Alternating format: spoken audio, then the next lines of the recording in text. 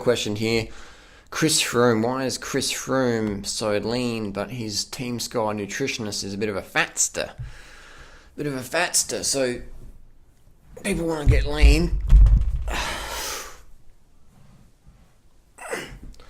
So why is the Team Sky nutritionist overweight?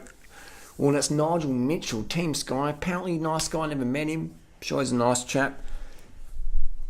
But you know that the riders aren't listening to his advice, because he doesn't even do his own advice or whatever. How can you take advice as a cyclist mentally if you want to be like gaunt as lean as Chris Froome? Oh my god. There's possums in the roof. They're right in the roof. The possums are fucking They're lean big here. possums. But how can you mentally can't do it.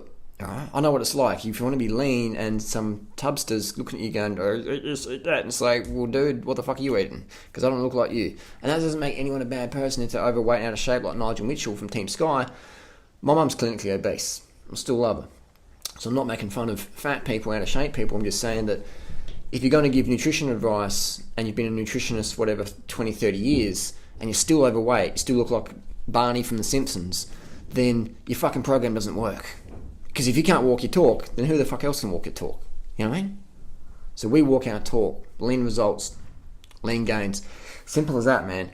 And Team Sky, the riders aren't fucking listening to Nigel Mitchell.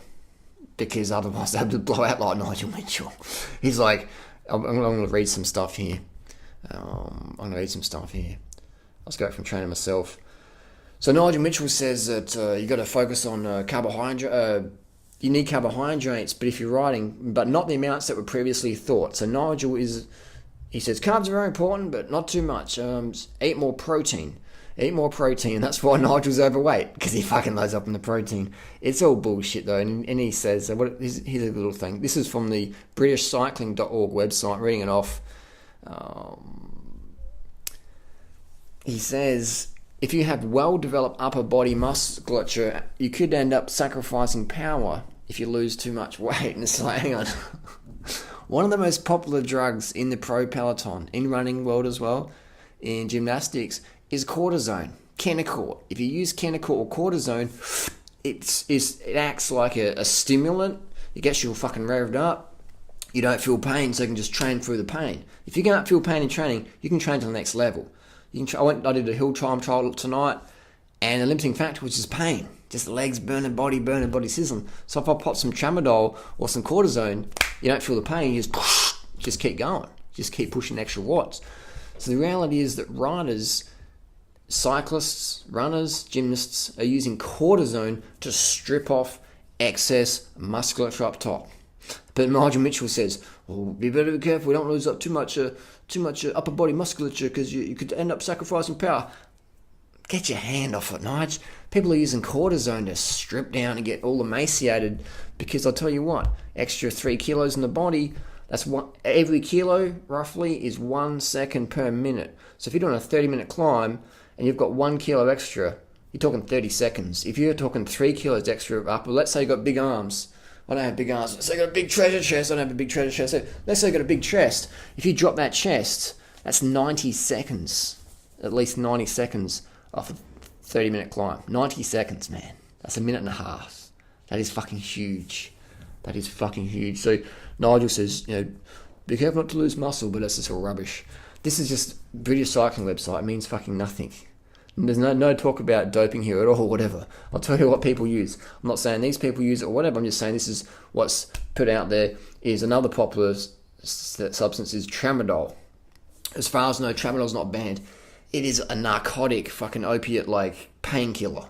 So if you pop some tram and pop a few ADD medications like Ritalin or some anti-narcolepsy drugs like modafinil. I'm not saying to do this. I'm saying this is what's been done in sport, running, swimming, cycling, etc. So if you pop some anti-narcolepsy drugs like modafinil or some Ritalin, we'll give it to fucking kids. Just pay attention in school. It's fucking nuts. So we give the kids, we take some dextroamphetamine, amphetamine. Don't do speed, kids. Do Ritalin instead. That's what the government says. Don't take speed from the street. Take it from your doctor. So you're taking the tramadol, the narcotic fucking opiate painkiller. You can't feel shit. Someone could punch you in the face. You're like, oh, is that all you got? Kickboxers even using their shins for shin, anaesthetic, inject a bit of stuff. Don't feel nothing until the next day. So you take your tramadol, and you take your fucking uppers, a bit of Dexies, ping it on that, mate, and you don't feel nothing. You got the focus, you got the stimulant, but you don't feel nothing in your legs. You're just fucking going for it. But that's not really talked about on these little politically correct websites, AIS, British Cycling, etc. But the reality is otherwise.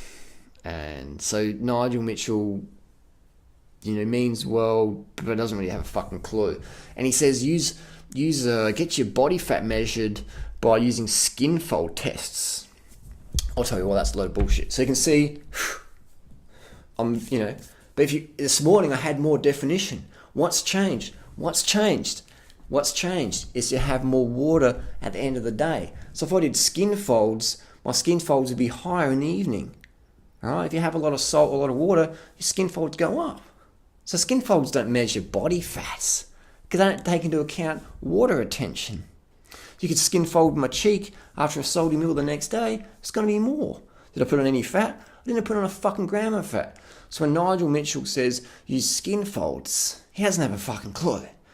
And I read another thing about vegan, vegetarian diets, an article Nigel wrote. I think it's Nigel. I could correct me if I'm wrong, but I'm pretty sure Nigel wrote it.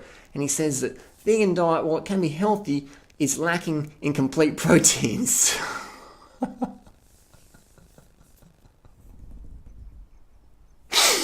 That's as funny as saying don't lose too much weight because you'll lose upper body muscle, and that really helps on the climbs. Does Chris Froome look like he has a lot of fucking upper body muscle? So Nigel Mitchell says vegans won't get enough complete proteins. He says, so what you can do is try and mix your beans and rice and you'll be right. I mean, how the fuck has Dave Brailsford employed Nigel Mitchell, who's fucking overweight, doesn't make him a bad person, just saying he's fucking overweight, and he doesn't even understand what fucking protein is, amino acids, and all whole plant foods contain all 8 essential amino acids. Now, how the fuck does the Team Sky Nutrition not even fucking know that? It's 2015. Almost all the top level riders now are using vegan style diets, high carb vegan diets, to lose the weight. Because they're not listening to the tubby nutritionists who don't know shit. I remember in 2001, I was at the AIS and I had this overweight nutritionist say, well, you should probably cut the carbs back. And I'm thinking, what the fuck did you just say? I didn't have the balls to say it. I didn't have the courage to say it. But I had this fat nutritionist at the AIS, Institute of Sport in 2001, tell me, well, mate, you should probably cut your carbs back down. And I'm like, why? She goes, you're like extra weight. And I said, look at me. Do I look like I fucking got a weight problem? And I said it sort of funny. Well, I probably didn't say it that courageously, but I said, I think I'm all right.